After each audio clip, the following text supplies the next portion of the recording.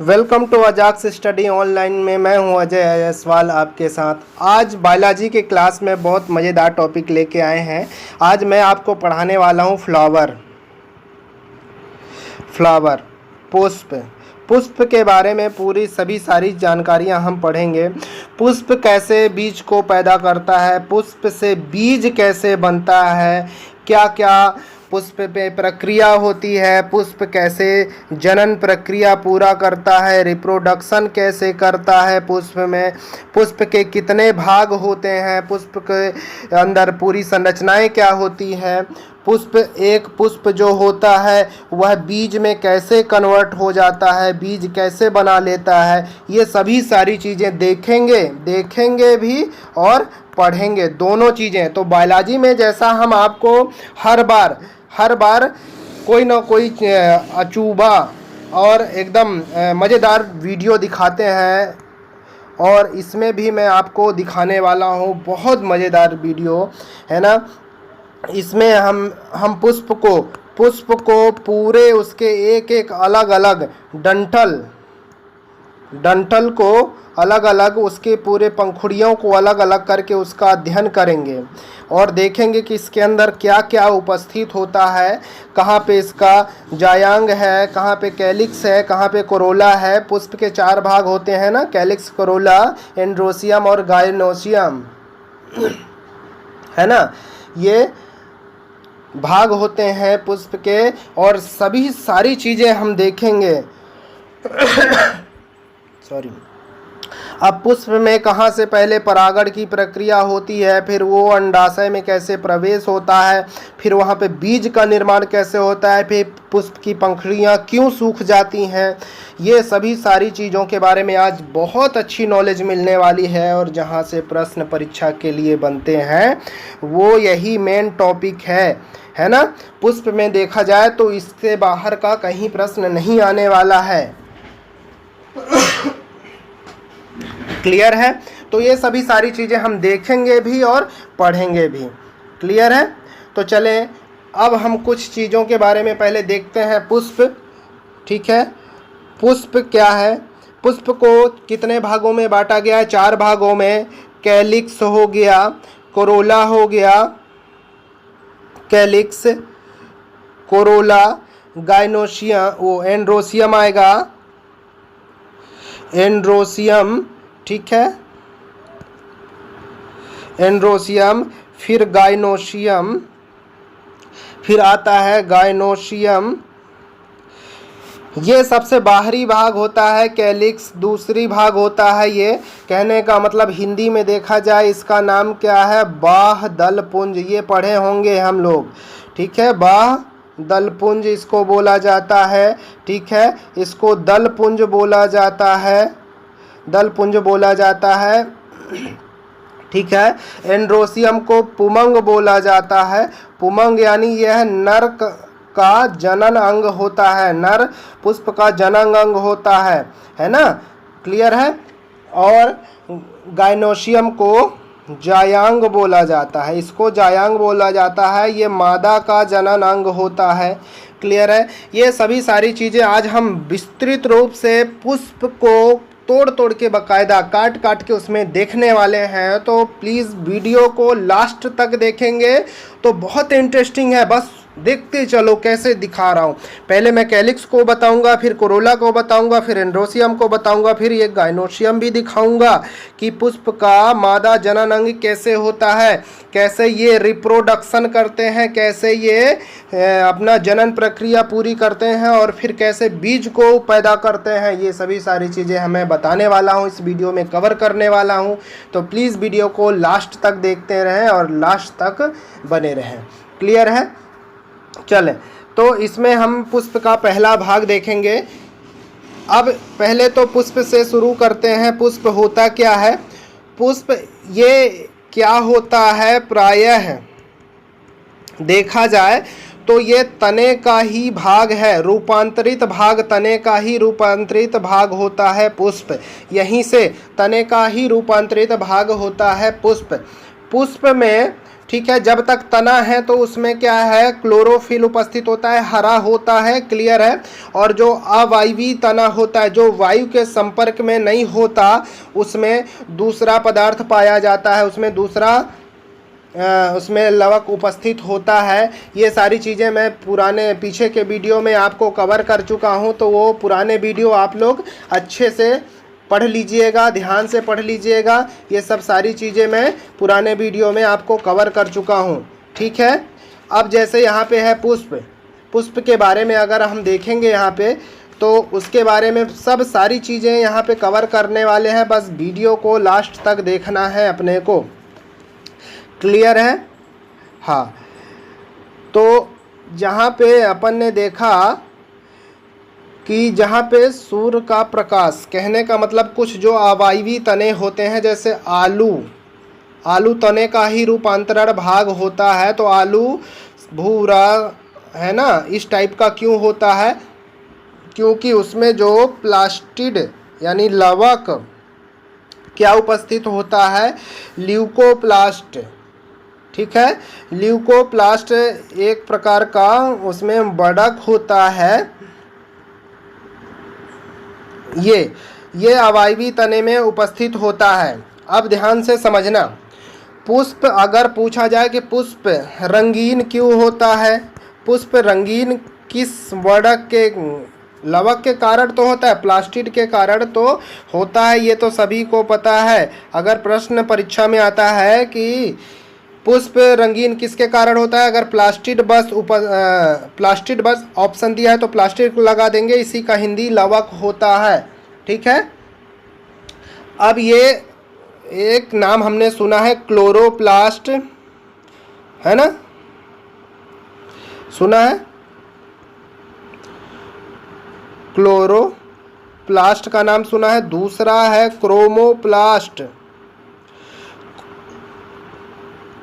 Chromoplast, ये नाम अभी कम लोगों ने सुना होगा।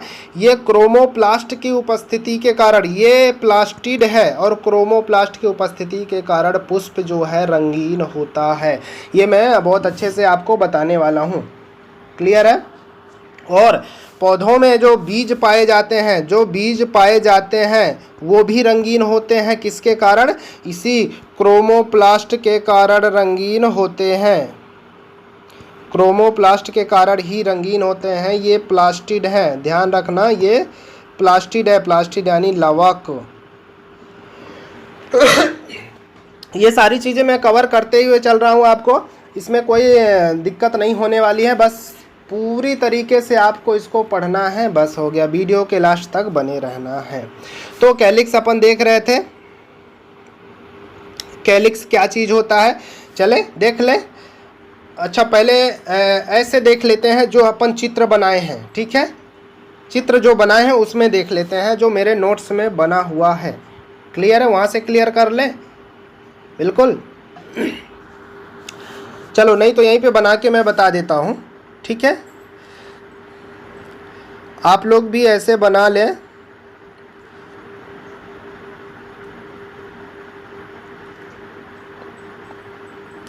ये अभी आगे मैं बताने वाला हूँ, क्लियर है। सारी चीज़ें कवर करूँगा, बस वीडियो को लास्ट तक देखते रहिएगा। ये ठीक है, दिख रहा है।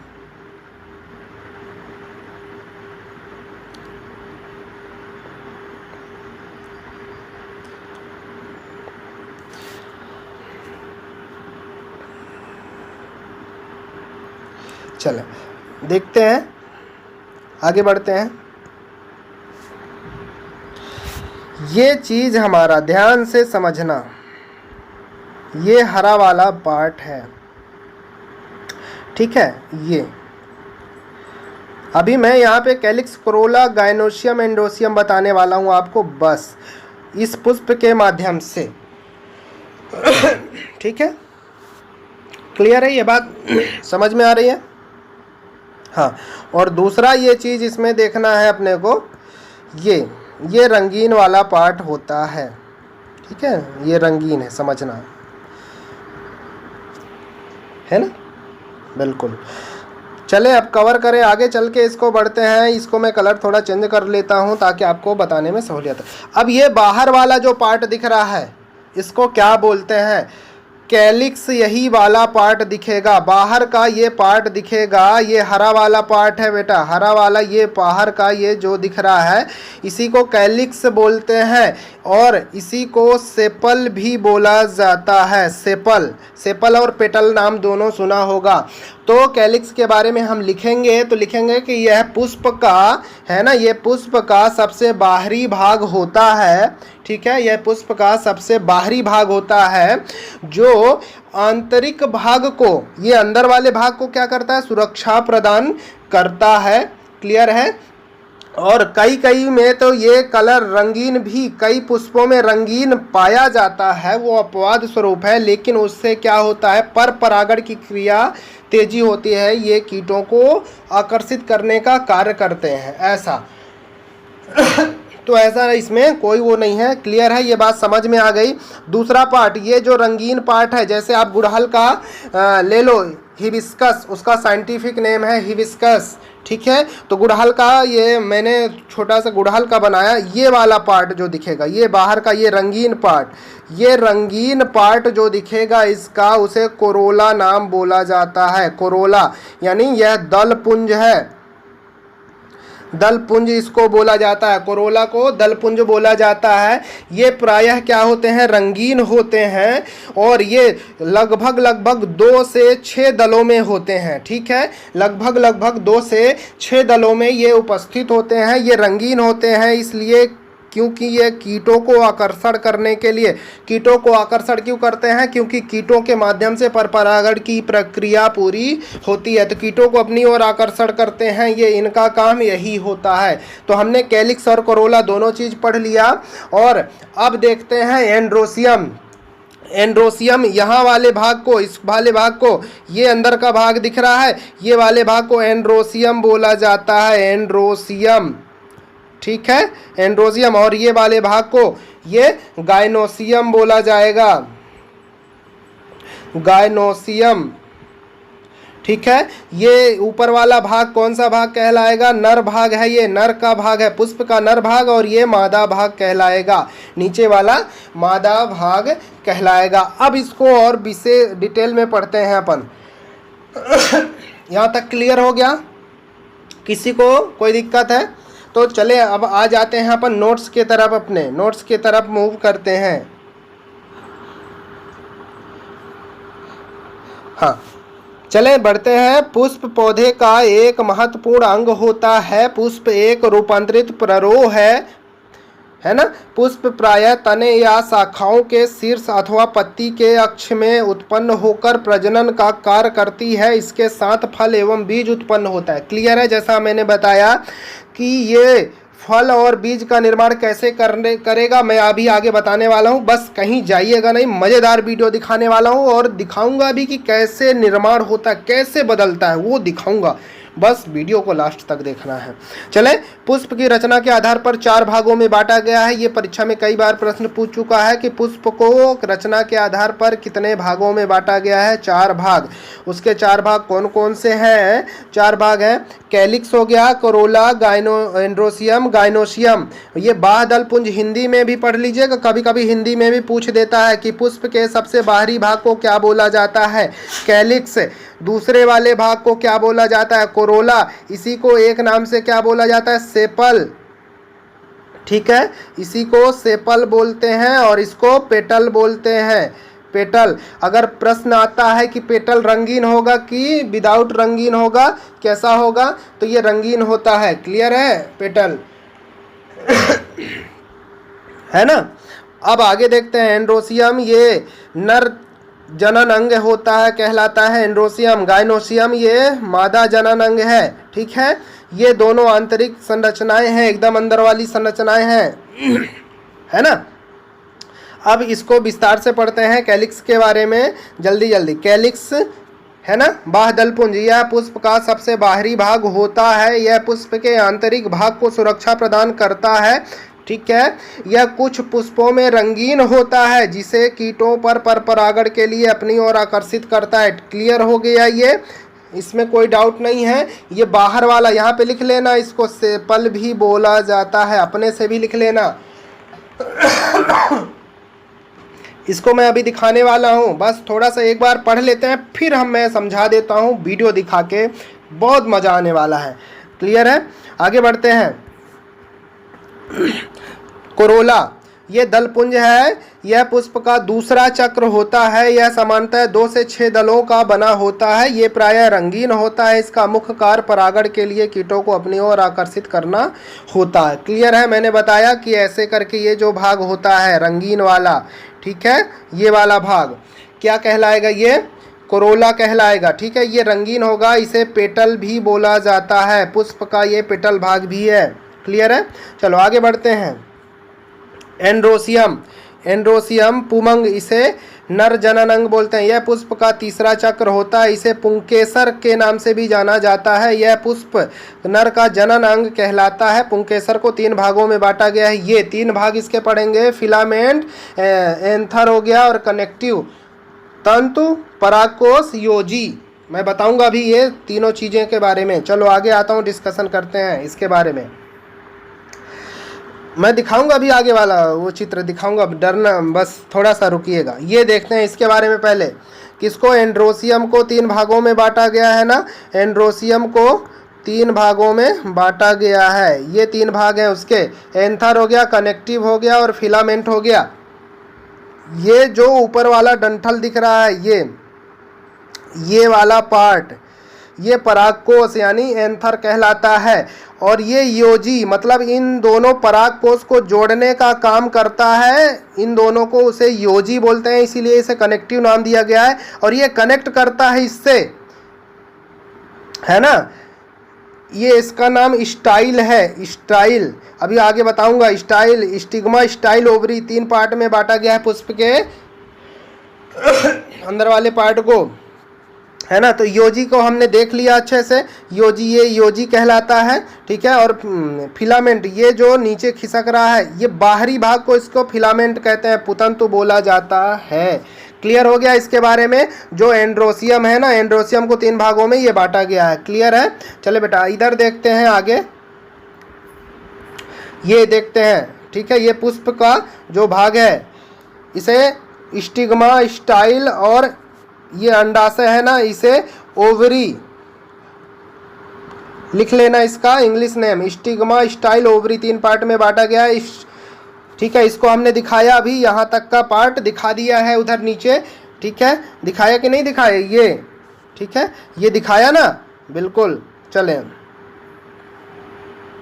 ये वाला पार्ट हमने दिखा दिया आपको। क्लियर है? अब यहाँ से जो ये जुड़ा है, इसको ही स्टाइल बोला जाता है। यहीं से ये नली होती है, ये ओवरी तक जाती है, ओवरी तक जाती है, और यहीं पे निषेचन की प्रक्रिया होती है। फूल जो मतलब भौरे वगैरह जो कीटों को आकर्षित करते हैं, यहाँ पे एक चिपचिपा पदार्थ निकलता है, और वो वहाँ से पर परागण की क्रिया के द्वारा यहाँ पे बैठ जाते हैं। और यहाँ पे जब वो परिपक्व हो जाता है, अंडाशय एकदम से परिपक्व हो जाता है, तो वो धीरे धीरे फिर यहाँ नीचे आने लगता है। कहाँ पे? अंडाशय में आने लगता है, ओवरी में आने लगता है। पीजांड यहाँ जब परिपक्व हो जाता है तो फिर यहाँ प्रवेश कराता है। कैसे प्रवेश कराएगा मैं अभी दिखाने वाला हूँ, बस ध्यान से बस समझना है। एक और बच रहा है, उसको पढ़ लेता हूँ, फिर मैं दिखा रहा हूँ। ठीक है, पुतंतु पतला है ना, सूत्रनुमा संरचना होता है। ये पुतंत्र दिख रहा है ना, ये पुतंत्र जो परागकोश को साधे रहती है, मतलब वो बनाए रहती है। योजी दोनों परागकोश को जोड़ने का कार्य करता है। ये योजी था, तो यहाँ पे दिख रहा है ना, ये दोनों परागकोश हमने दिखाया है आपको ना, दोनों परागकोश को कैसे जोड़ा रहता है। ये दोनों परागकोश को जोड़े रहता है। क्लियर है? दोनों परागकोश को जोड़ने का कार्य करती है। परागकोश द्विपालिंगी संरचना होती है। ये द्विपालिंग संरचना होती है, मतलब 2 खंडों में दिखता है। परागकोश में 4 भाग होते हैं। इसके अंदर अब 4 भाग होते हैं, जिन्हें परागपुट कहते हैं। इसके अंदर जो होते हैं 4 भाग, उसे परागपुट कहते हैं। परागपुट में ही परागण की क्रिया होती है, इसी में परागण की प्रक्रिया होती है। और जब यहाँ पे परिपक्व हो जाता है, तब वो परागण होने के बाद नीचे प्रवेश कराता है। ठीक है, आगे बढ़ते हैं। परागकोश जब पक जाते हैं, वहाँ पे जब पक जाते हैं तो ये फट जाते हैं, पकने के बाद फट जाते हैं और परागण प्रकीर्णन के लिए तैयार हो जाते हैं। परागण प्रकीर्णन के लिए मतलब प्रजनन के लिए तैयार हो जाते हैं। योजी पुतंतु तथा परागकोश को जोड़ने का कार्य करता है। योजी जो होता है, वहाँ पे योजी मैंने बताया, वह पुतंतु और परागकोश को दोनों को जोड़ने का कार्य। परागकोश क्या है, ऐसे बना हुआ था ना ये परागकोश, और ये नीचे पुतंतु को जोड़ने का कार्य करता है। कौन, बीच में जो योजी रहता है। क्लियर है। जायांग को और कवर कर लेता हूँ, फिर मैं बताने वाला हूँ वीडियो। जायांग पुष्प का मादा भाग होता है, मैं बता चुका हूँ। यह पुष्प का चौथा और सबसे भीतरी भाग होता है। जायांग को 3 भागों में बांटा गया है, जैसे एंड्रोसियम को 3 भागों में बांटा गया है ना। कौन कौन सा भाग है, एंथर हो गया, ठीक है, कनेक्टिविटी हो गया, और योजी तो यही कनेक्टिविटी है, और एक है पुतंतु। ठीक है, 3 भाग कौन कौन से हैं इसके, कनेक्टिव, एंथर, कनेक्टिव और फिलामेंट, इंग्लिश वर्ड है फिलामेंट। ठीक है, 3 भागों में उसको एंड्रोसियम को भी बांटा गया है, इसको भी 3 भागों में बांटा गया है। स्टिग्मा स्टाइल ओवरी मैं बता चुका हूँ, स्टिग्मा स्टाइल ओवरी को भी 3 भागों में बांटा गया है। क्लियर हो गया, स्टिग्मा स्टाइल ओवरी। अब स्टिग्मा के बारे में पढ़ते हैं पहले। ठीक है, स्टिग्मा का क्या कार्य होता है, साधारणतः वर्तिकाग्र, वर्तिका के शीर्ष पर स्थित होता है, मैं दिखा चुका हूँ। यह चिपचिपा होता है जिससे परागण आसानी से आकर चिपक जाते हैं और निषेचन की क्रिया पूरी कर सके, किंतु कभी कभी वर्तिका अनुपस्थित होने पर इसे अवृंत कहा जाता है। कई पुष्पों में वर्तिका जो होता है स्टिग्मा अनुपस्थित होता है, इसलिए उसे क्या बोलते हैं, अवृंत कहते हैं। जैसे उदाहरण के लिए प्रश्न में बहुत इंपॉर्टेंट है, देख लेना ये एग्जाम्पल, कमल और पोपी का फूल जो होता है उसमें स्टिग्मा नहीं होता। ठीक है, स्टिग्मा उपस्थित नहीं होता। आगे बढ़ते हैं। समानता एक अंडप के लिए एक वर्तिकाग्र होता है। क्लियर है, वर्तिका स्टाइल, यह वर्तिकाग्र और अंडाशय को जोड़ने का कार्य करता है ना। वो पुतंतु की तरह संरचना होता है ये, है ना, फिलामेंट की तरह ही नीचे की संरचना है जो कि अंडाशय और वर्तिकाग्र को जोड़ने का कार्य करती है। वर्तिका कभी कभी रोमिल भी होती है, स्वतंत्र होने पर ये वर्तिकाएं कई होती हैं।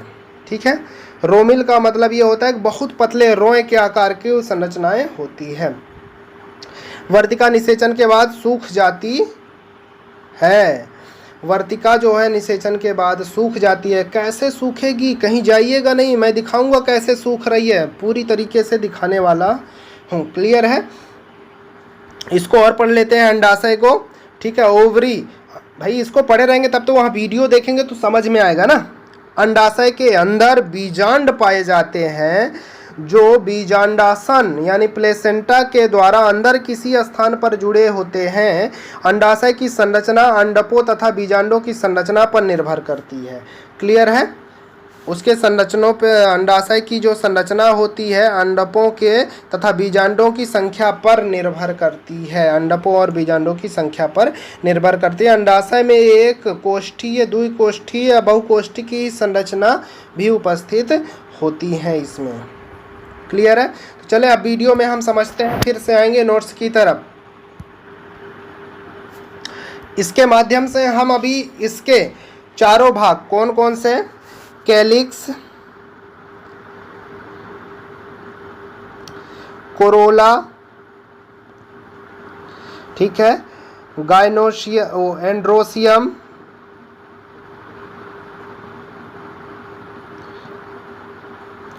और फिर गायनोसियम,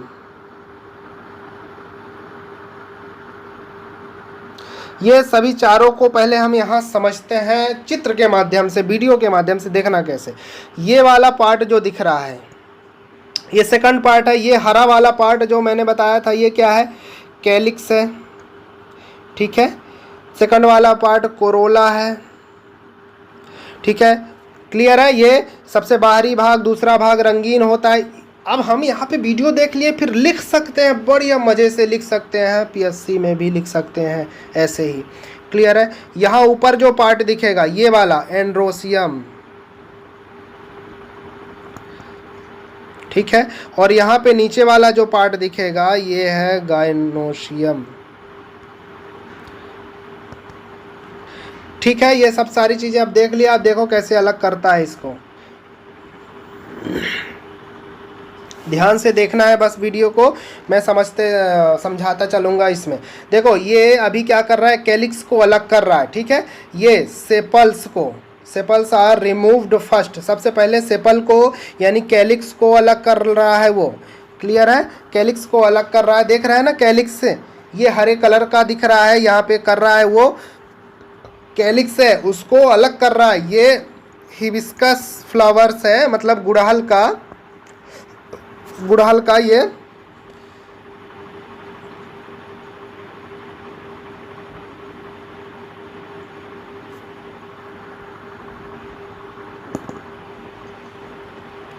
दिख रहा है कैसे कर रहा है ना, पूरी तरीके से।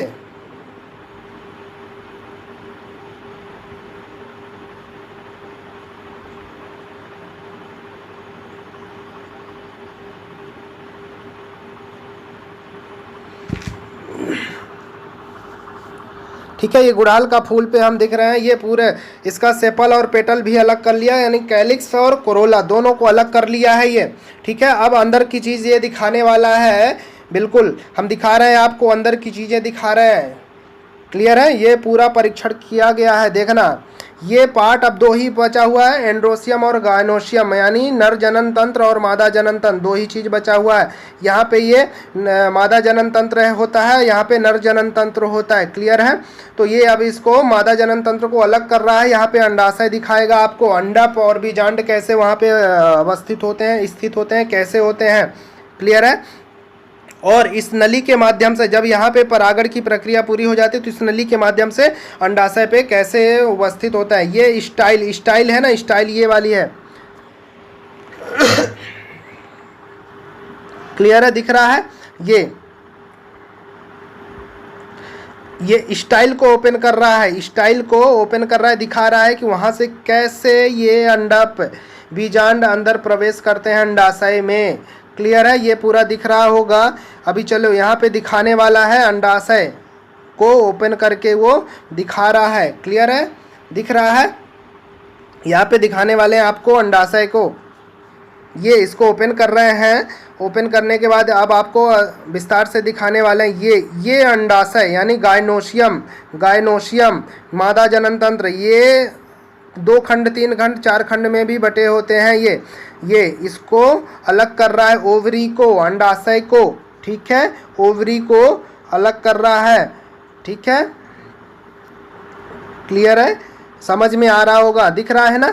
ये प्रक्रियाएं पूरी होती हैं, ये पुष्प के चारों चरण हम देख रहे हैं। ये इसको ओपन कर दिए, ओपन करने के बाद अंदर छोटे छोटे में ये बीजांड वहाँ पे स्थित होते हैं और यहीं से बीज का निर्माण करते हैं, इसी के माध्यम से बीज का निर्माण होता है। तो ठीक है, दिख रहा है स्पष्ट रूप से, बिल्कुल, इसमें कोई दिक्कत है। ये यहाँ पे आपको ये क्या दिखेगा, सेपल है ये। ठीक है, सेपल यानी कैलिक्स है। क्लियर है, आगे बढ़ते हैं।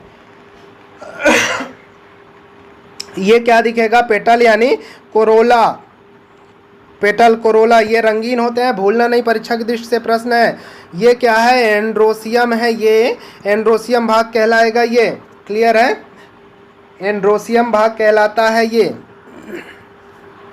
हिबिस्कस है ये। ठीक है, हिबिस्कस का ये पौधा है। क्लियर है, सब कुछ दिख रहा है। ओव्यूल इसके अंदर उपस्थित होता है, ओवरी के अंदर। ठीक है, सेपल ये बता चुका हूँ आपको मैं, सेपल है ये। ठीक है, उसका पंखुड़ी जो है। तो आपको ये विस्तार से समझ में आया, क्लियर हो गया। अब किसी को डाउट है क्या, यहाँ पे किसी को कोई दिक्कत है? चले, अब हम आपको बहुत बढ़िया चीज़ बताने वाले हैं। क्या, कैसे निषेचन करता है और कैसे बीज का निर्माण होता है, कैसे बीज का निर्माण कैसे होता है वो दिखाने वाला हूँ मैं आपको।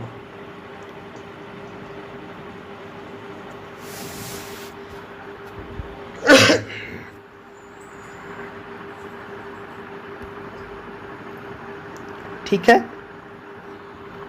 देखना शुरुआत से मैं बताने वाला हूँ कि कैसे पर परागण की प्रक्रिया के द्वारा एक जगह से दूसरे जगह कीटों के माध्यम से बीजांड यहाँ से वहाँ प्रवेश होते हैं।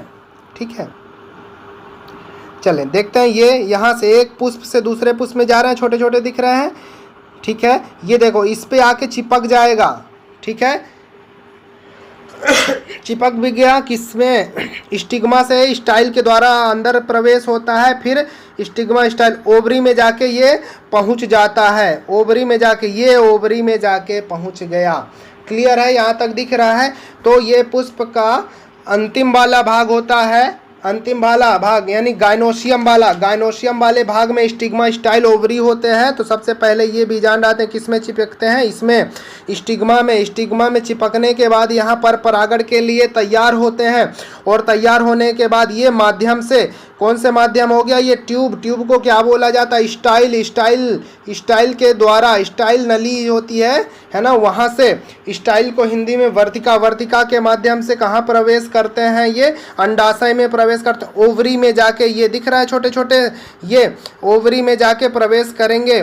ओवरी में जाके ये देखो यहाँ से जा रहा है, बिल्कुल दिख रहा होगा, ये ओवरी में जाके प्रवेश करते हैं। ये यहाँ पे ओवरी में जाके प्रवेश करेंगे। ये कई खंडों में, जैसे हम 2 खंड 3 खंड 4 खंड भी बताए हैं कि बटे रहते हैं। ओवरी जो होते हैं 2 खंड 3 खंड में भी बटे रहते हैं। दिख रहा है ना कितने खंड, 1 2 3, ये खंडों में बटे रहते हैं।